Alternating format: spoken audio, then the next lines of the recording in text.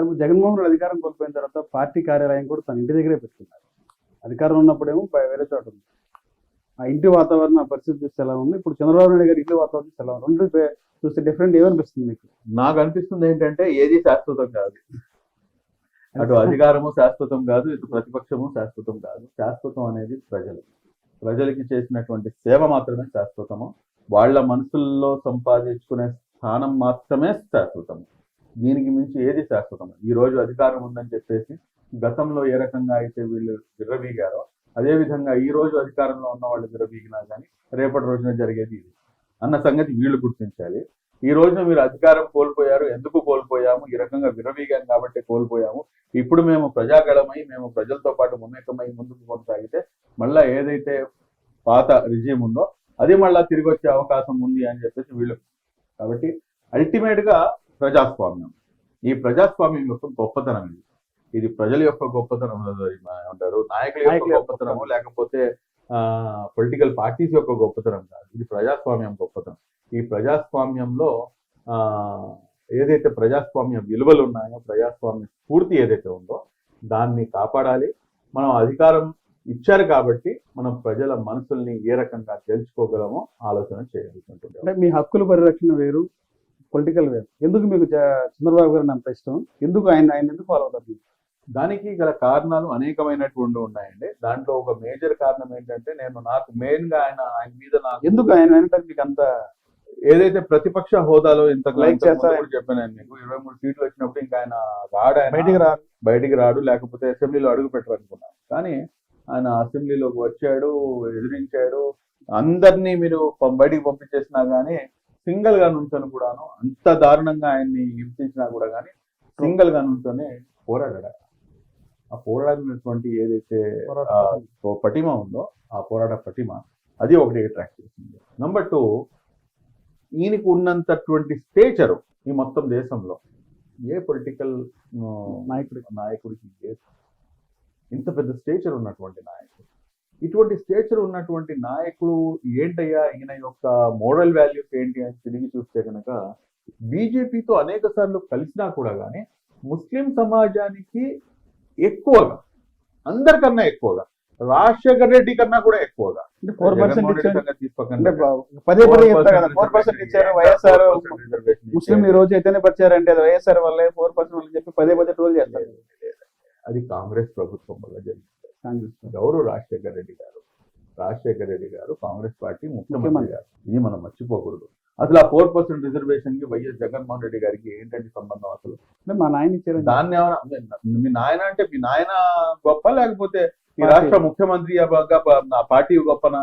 దాన్ని క్లెయిమ్ చేస్తే ఇప్పుడు కనీసం షర్మిలా గారు క్లెయిమ్ చేసినా కానీ అరే చెప్తుంది కరెక్ట్ అని చెప్పొచ్చు, అంతే కదండి. కాబట్టి ఆయన యొక్క ఇది ఏంటంటే ముస్లిం సమాజానికి అత్యధికంగా ప్రాధాన్యత ఇచ్చారు. ఆయనకి ఓట్లు వేయకపోయినా కానీ 2014లో 19 ఎన్నికల్లో ఆయనకి ఓట్లు వేయకపోయినా కూడా కానీ ఏ చిన్న సమస్య వచ్చినా కానీ ఆయనతో పాటు నిల్చున్నారు. అంటే 2014లో కూడాను ఇప్పుడు పడినటువంటి రికార్డెడ్ స్థాయిలో ఓట్లు పడలేదు. అప్పుడు కూడా ఏంటంటే బీజేపీతో ఉన్నారని చెప్పేసి ఆ కారణంతోనే కాస్త గ్యాప్ వచ్చింది.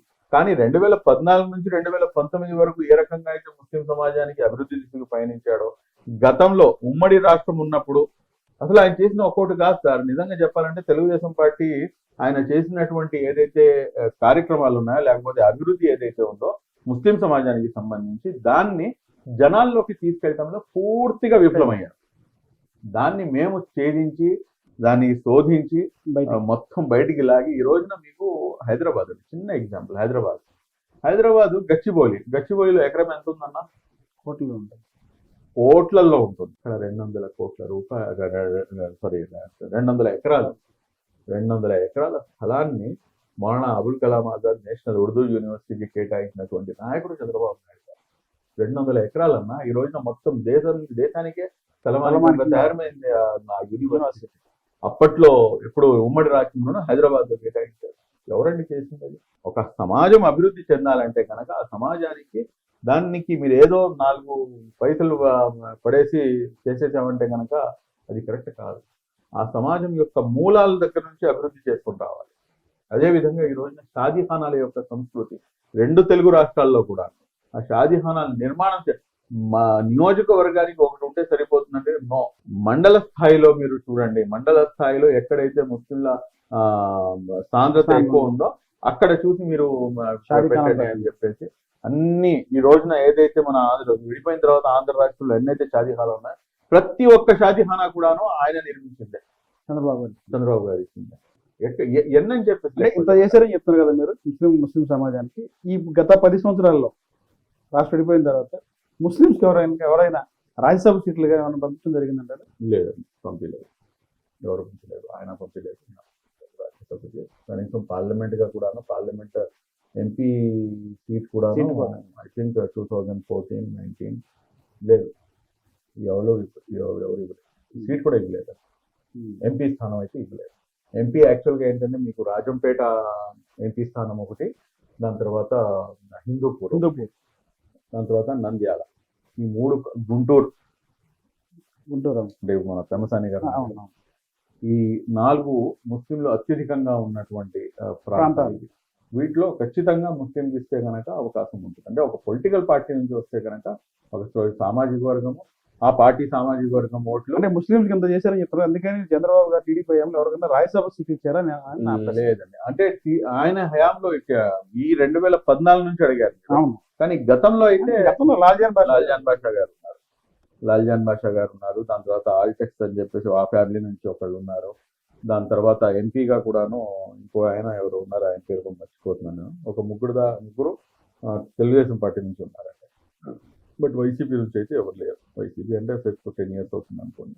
సరే, సూపర్ 6 అమలు ఎలా ఉంది? ఏంటి ఎంతవరకు వచ్చింది సూపర్ సిక్స్ అంటేనే నాకు చాలా భయంగా ఉందని చెప్పారా? సాక్షాత్తు ముఖ్యమంత్రి గారు కూడా చెప్పడం జరిగింది. ఈ అమలు చేయగలమా అని.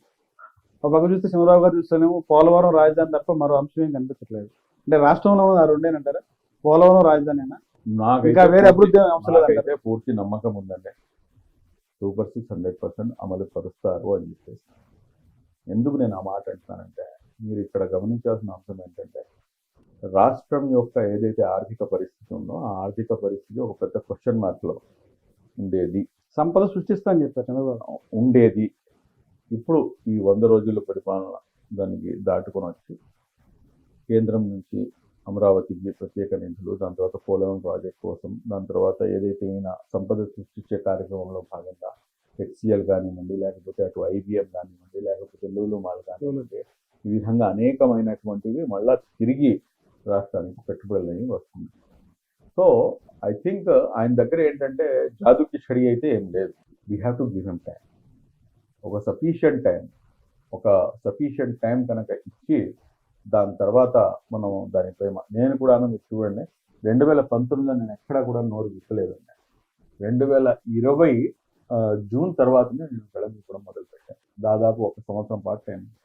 నేను సంవత్సరం పాటు టైం అయితే నేను అడగను, కానీ అట్లీస్ట్ ఒక 6 to 7 months అయినా కానీ ఒక టైం అనేది ఇవ్వాలి. ఎందుకంటే అత్యంత దారుణమైనటువంటి పరిస్థితుల్లో ఆర్థిక వ్యవస్థ ఉంది. ఆ ఆర్థిక వ్యవస్థను గాడిలో పెట్టి ఇప్పుడు రేపు మీకు సిలిండర్ల హామీ ఏదైతే దీపావళి నుంచి మొదలు కాదు. సో 1 by 1 అన్నీ అమలు అవుతాయి, అందులో అనుమానమే లేదు.